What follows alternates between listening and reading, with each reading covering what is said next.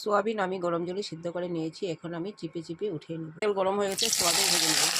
হলদি, লবণ, মরিচ দিয়ে ভেজে নেব।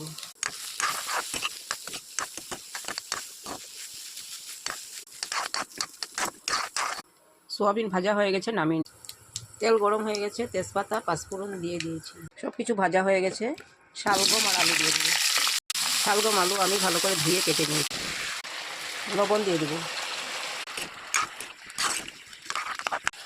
জিরা, ধনিয়া, হলদি, মরিচ। সবজি ভাজা হয়ে গেছে, জল দিয়ে দেবো। ধনিয়া পাতা দিয়ে দেবো। দিয়ে দেবো আর অল্প লবণ দিয়ে দেবো।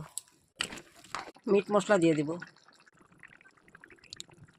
ধনিয়া পাতা দিয়ে আমার সবজি আমার হয়ে গেছে। সবজির রেসিপি ভালো লাগলে লাইক করবেন, শেয়ার করবেন। Thank you.